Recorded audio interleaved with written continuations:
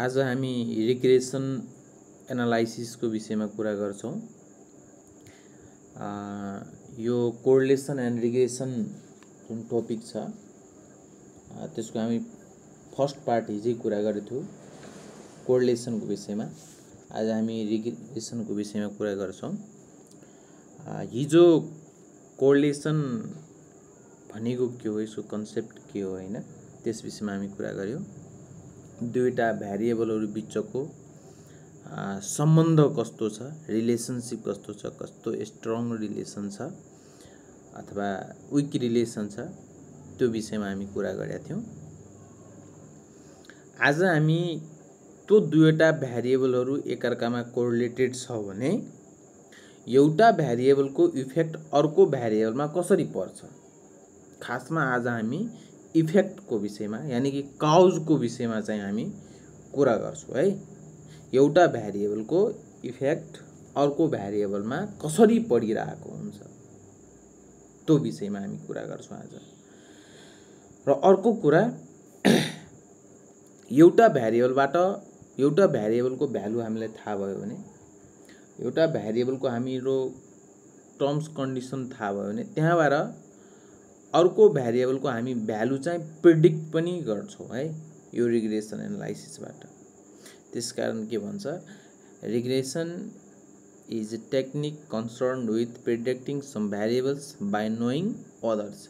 एउटा भ्यारिएबल्सको विषयमा हामीलाई थाहा हुन्छ र त्यो भ्यारिएबल्सलाई हामी युज गरेर अर्को भ्यारिएबलको भ्यालु प्रेडिक्ट गर्ने जुन सिस्टम छ, दैट इज रिग्रेसन एनालाइसिस।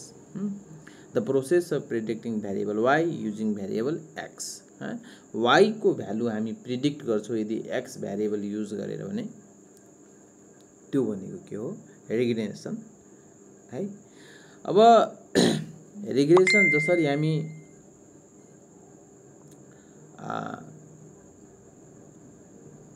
कोरिलेसनमा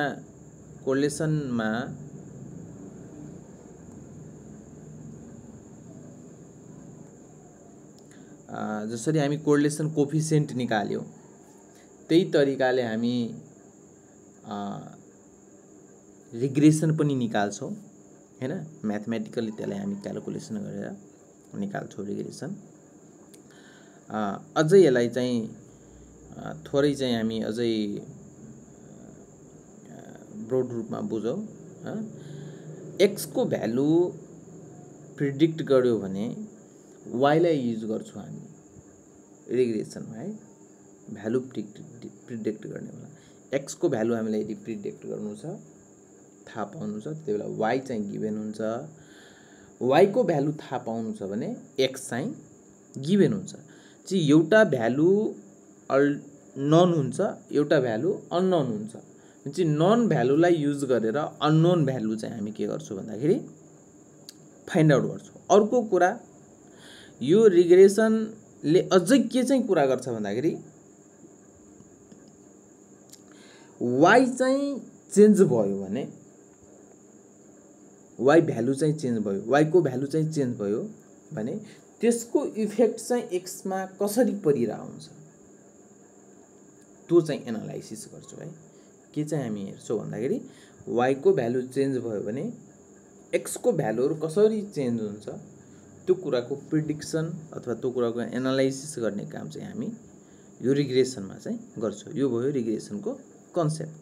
भनेपछि कोरिलेसन र रिग्रेसन बीच के चाहिँ फरक छ त?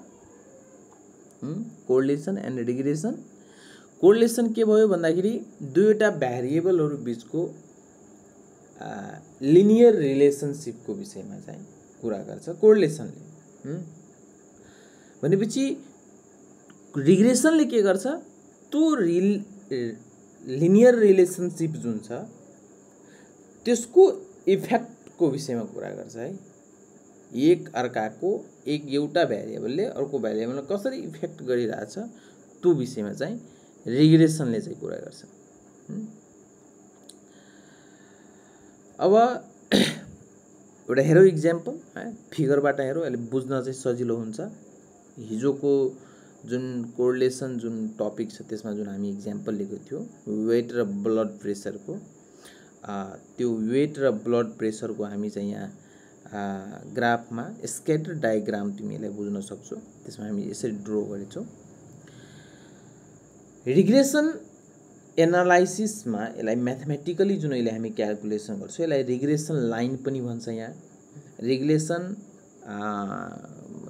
इक्वेसन पनि भन्छौँ हामी यहाँ। यसलाई बेस्ट फिट लाइन पनि भन्छ।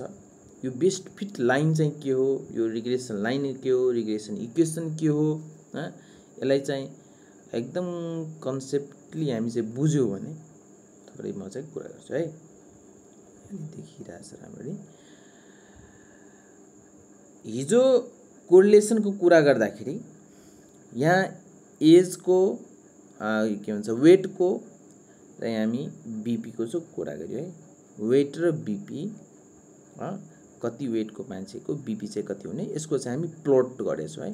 यो प्लट गरेछौँ, भेरिएबल प्लट गरेछौँ।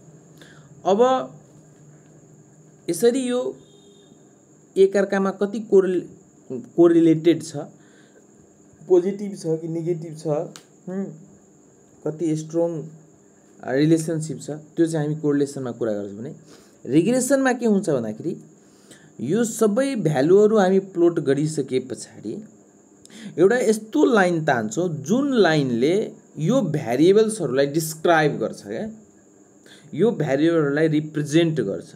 यो सबै यो प्लट जुन गरेको हुन्छ त्यसलाई रिप्रेजेन्ट गर्ने एउटा लाइन, जुन लाइनलाई हामी के भन्छौँ बेस्ट फिट लाइन पनि भन्छौँ, त्यही चाहिँलाई भन्छ रिग्रेसन इक्वेसन पनि भन्छ, त्यसैलाई रिग्रेसन लाइन पनि भन्छ।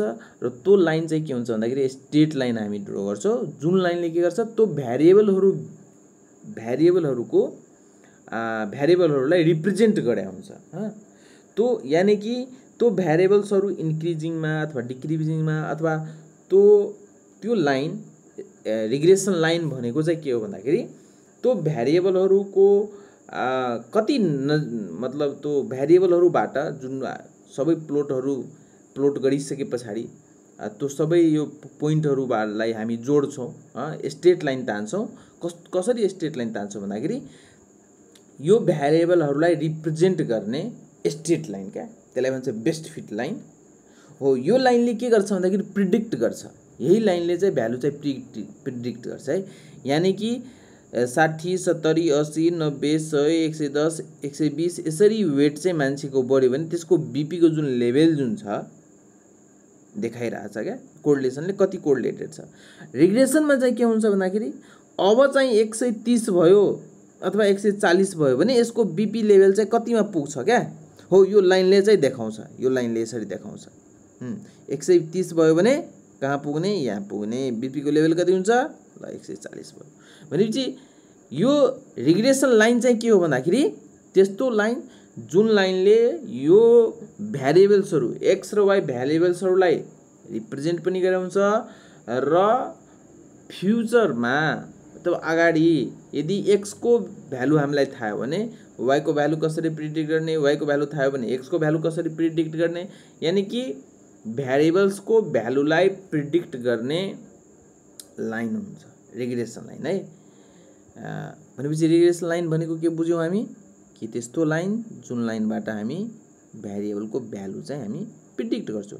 यदि 130 केजी मान्छेको वेट भयो भने यसको बीपी चाहिँ कहाँ पुग्ने, यहाँ पुग्छ, कहाँ पुग्ने हो, यो चाहिँ काम चाहिँ हामी रिग्रेसन लाइनबाट चाहिँ हामी गर्छौँ है।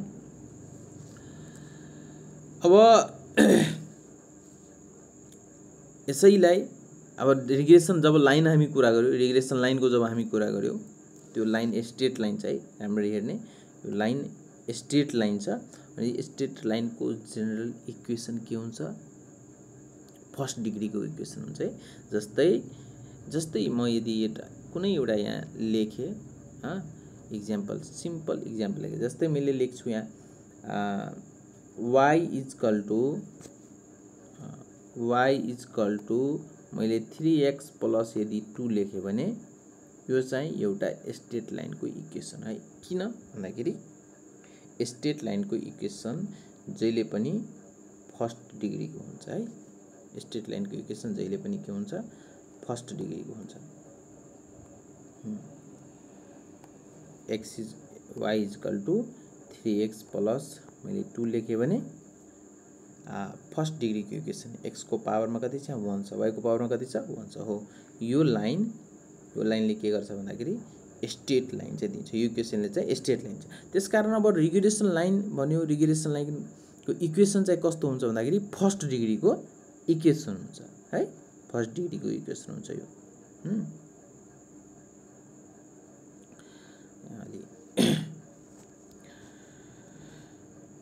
भनेपछि जस्ट अब कुरा गरौँ यसको इक्वेसनको विषयमा है।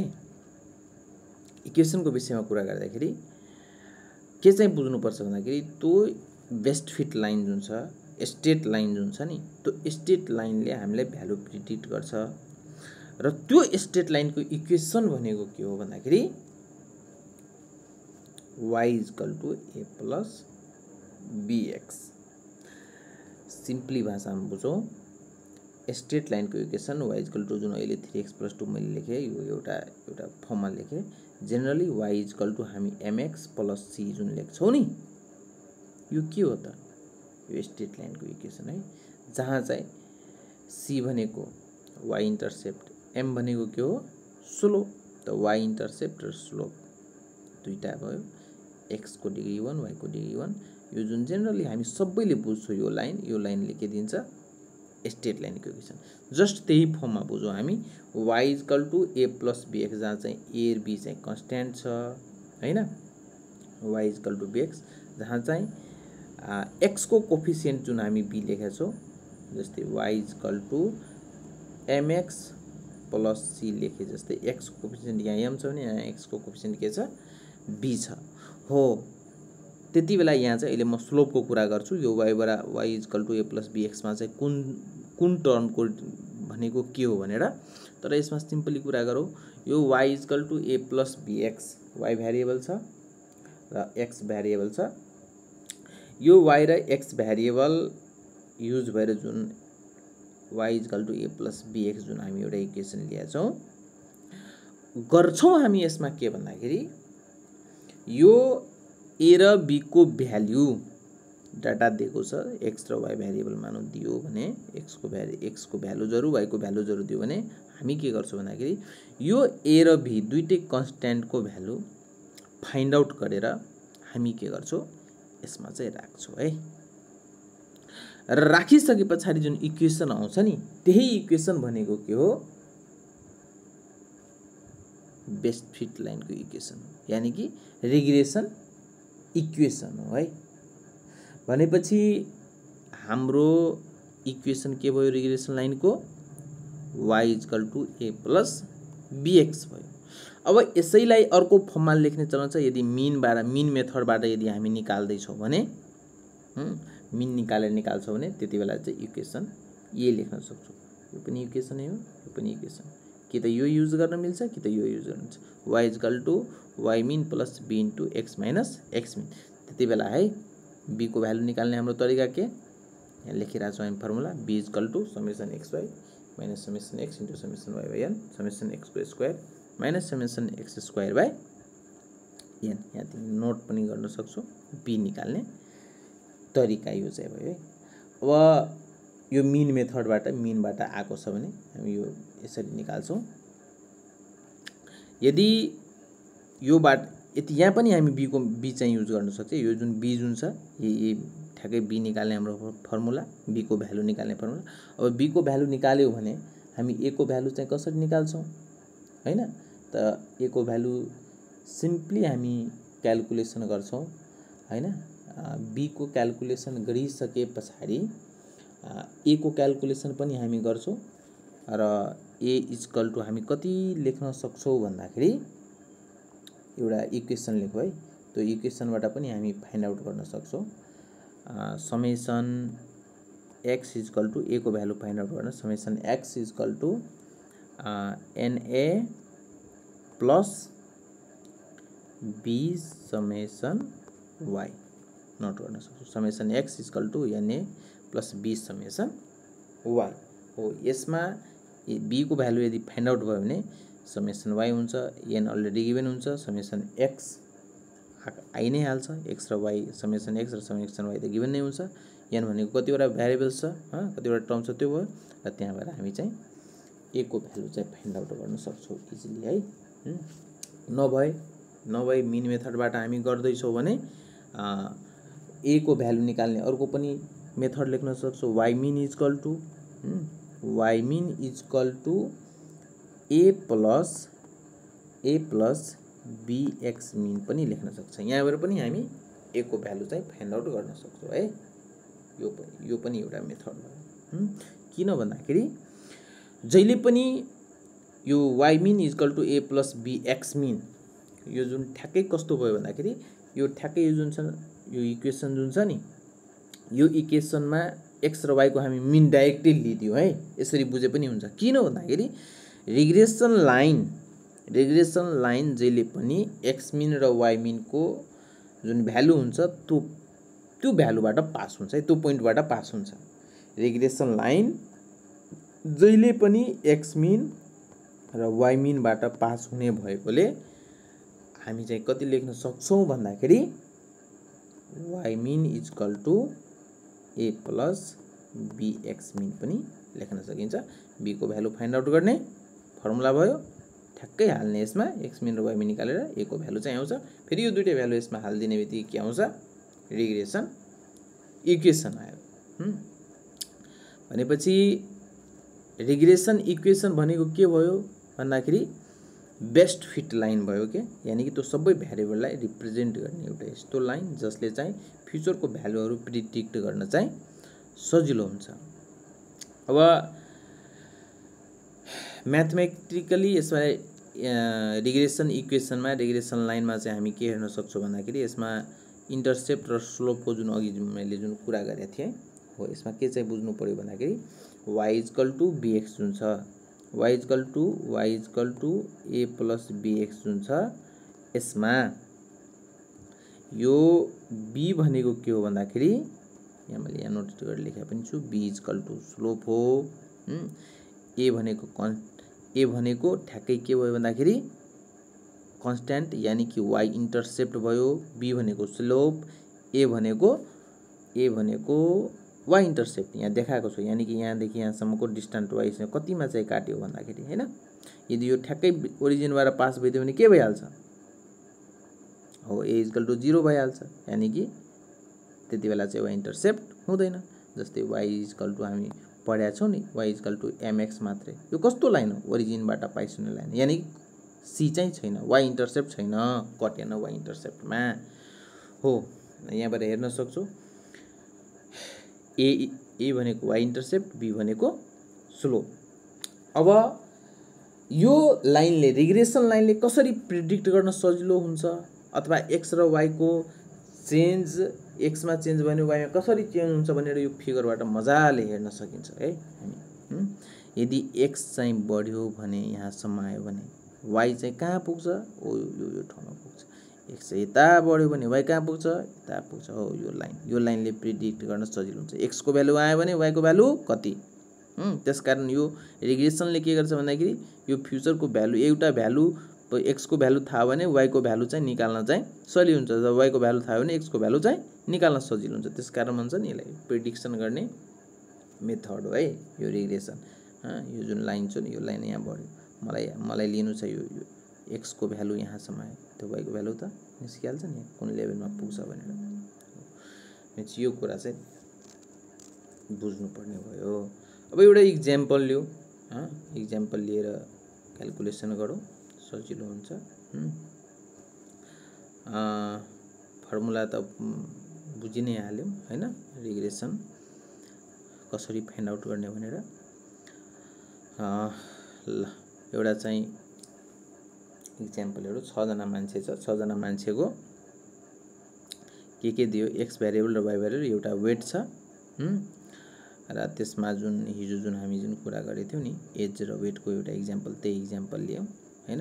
मान्छेको एज र वेट, 6 जना बच्चाको एज र वेटको विषयमा जुन हिजो कुरा गरेको थियो त्यो भयो। एज दिएको छ 6 जनाको, वेट पनि छ 6 जनाको। अब यसमा रिग्रेसन इक्वेसन फाइन्ड आउट गर्ने र रिग्रेसन इक्वेसन फाइन्ड आउट यस कारण गर्ने किनकि हाम्रो क्वेसनले के भन्दैछ कि 6 जना मान्छेमा एज र वेटको value of their age X variable and their weight is demonstrated in the following table Y variable and find the regression equation and what is the predicted weight when age is 85। यदि as 8.5 भयो भने 85 भने है 8.5 छ, यदि 8.5 as भयो भने त्यो व्यक्तिको 8.5 वर्षको व्यक्तिको वेट चाहिँ कति हुन्छ हैन। 8.5 वर्षको बच्चाको वेट चाहिँ कति आउँछ, त्यसको लागि चाहिँ के निकाल्नु पर्यो, रिग्रेसन इक्वेसन निकाल्नु पर्यो। सबभन्दा पहिला टेबल हेरौँ, एज वेट है 9 वर्षको 7 वर्षको 12 छ, 6 वर्षको 8 छ, 8 वर्षको 12 छ, 5 वर्षको 10 छ, 6 वर्षको 11 छ, 9 वर्षको 13 छ केजी वेट छ भनेपछि 8.5 वर्षको बच्चाको वेट चाहिँ कति हुन्छ प्रिडिक्ट गर्नु पर्यो, के भ्यालु निकाल्नु पर्यो। हो त्यसको लागि के निकाल्नु पर्छ, सबभन्दा पहिला रिग्रेसन इक्वेसन निकाल्नु पर्यो। त रिग्रेसन इक्वेसन निकाल्नको लागि हाम्रो फर्मुला के थियो, फर्मुलालाई राम्ररी विचार गर्ने। जबसम्म फर्मुला दिमागमा आउँदैन भने क्याल्कुलेसन गर्न सकिँदैन। हाम्रो फर्मुला चाहिँ अघि जुन हामी हेरेको थियौँ रिग्रेसन इक्वेसन निकाल्दाखेरि कुन फर्मुला चाहिँ युज गर्ने भनेर यहाँ हेर्न सक्छौँ। y = a + bx चाहियो इक्वेसनको लागि। a र b को भ्यालु चाहिँ हामी फाइन्ड आउट गर्नु पर्यो। हो त्यो a र b को भ्यालु अब कसरी फाइन्ड आउट गर्ने र यानी कि त्यो इक्वेसन कसरी निकाल्ने, त हाम्रो यहाँ फर्मुलामा जे काम गर्नुपर्छ नि त्यही काम चाहिँ हामी यहाँबाट निकाल्छौँ है। फर्मुलामा जे टर्म हामीलाई आवश्यक छ त्यही टर्म हामी गर्छौँ। ल एज दियो, वेट दियो, एक्स वाई निकाल्ने, X into Y, X square निकाल्ने र वाई स्क्वायर निकाल्ने। यति निकालिसके पछाडि क्याल्कुलेसन गर्नु पर्यो है। यहाँ अलि हेर्ने राम्ररी, एक्स मिन आएको छ, देखिरहेको छैन मलाई, अझै जुम गरेर देखाइदिरहेको छु। X mean = 41/6, Y mean = 66/6। त्यहाँ टेबलबाट चाहिँ क्याल्कुलेसन भएर आएको छ है। टेबल जुन अघि जुन हामी टेबल यो टेबललाई युज भएको छ।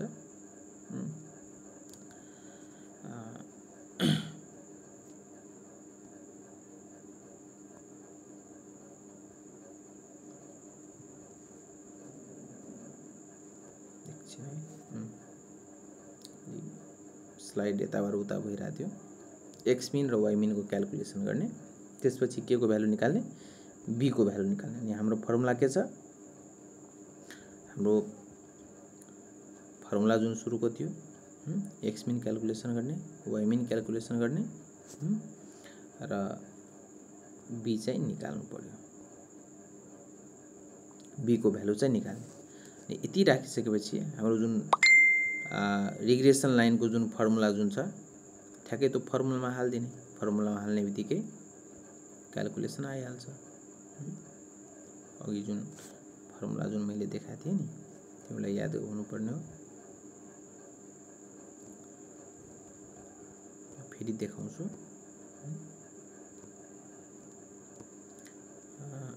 यो स्लाइडमा यहाँ जुन फर्मुला जुन हेर्दैछौँ नि, y = y min + b * x - x min। यहाँ हेरौँ, त्यहाँ मिन मेथडबाट युज भएर बनेको छ, त्यसकारण यसैको क्याल्कुलेसन चाहिँ हामी गर्यौँ। भनेपछि रिग्रेसन इक्वेसन निकाल्ने कसरी भन्दाखेरि टेबलमा जे हामीलाई आवश्यक छ फर्मुलामा क्याल्कुलेसन गर्ने, लास्टमा चाहिँ आफै चाहिँ आइहाल्छ। यही भ्यालु माथिको भ्यालुहरू सबै हामी चाहिँ पुट चाहिँ गरेका छौँ है। यानी कि y = के भयो, y = y min + b * x - x min, that is the regression equation। यो त इक्जाम्पल भयो क्याल्कुलेसन गर्ने तरिका हैन। अब के गर्नु पर्यो भन्दाखेरि हामीले एक्सरसाइजबाट के चाहिँ हो। अब यो प्रिडिक्सनको कुरा पनि आयो है। ल प्रिडिक्ट गर्ने बेलामा हाम्रो इक्वेसन त के छ, y min =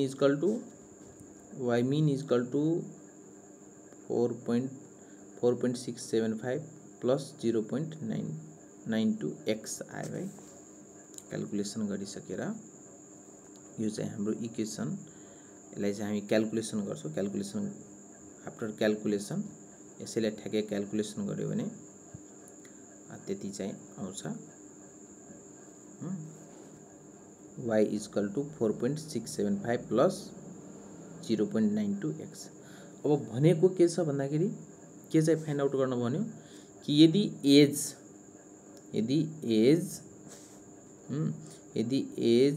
8.5 हुन्छ भने त्यसको वेट चाहिँ कति हुन्छ है। त्यो एजलाई हामी के सपोज गरिछौँ x, यानी कि x = 8.5। अब के गर्ने, यही 8.5 चाहिँ यो इक्वेसनमा चाहिँ राख्ने x को भ्यालु, यानी कि x को भ्यालु कति राखिदिनु पर्यो 8.5, 4.675 प्लस 0.9 इन्टु 8.5 राख्ने। क्याल्कुलेसन भयो कति आउँछ 12.50। यानी कि त्यो बच्चाको एज 8.5 वर्ष हुँदाखेरि कति केजी को बच्चा हुन्छ 12.50 केजी को, यानी कि 12.5 केजी को बच्चा चाहिँ हुन्छ यो। अब रिग्रेसनको म अर्को पार्टको विषयमा पनि भिडियो म हाल्छु यहाँ हैन। जस्ट यति चाहिँ तिमीहरु क्याल्कुलेसन गर। अर्को यसको रिग्रेसन एनालाइसिसको अर्को जुन हाम्रो एक्सरसाइज छ हैन। अब एक्सरसाइजमै चाहिँ डिफ्रेन्ट तरिकाको क्वेशनहरु छ, डिफ्रेन्ट तरिकाको क्वेशन छ एक्सरसाइजमा, र त्यो डिफ्रेन्ट क्वेशनहरुको लागि त्यो रिग्रेसन चाहिँ निकाल्ने मेथड, रिग्रेसन लाइन निकाल्ने मेथड चाहिँ अझै 1-2 मेथडको विषयमा अर्को भिडियोमा चाहिँ कुरा गर्छु। Okay, thanks.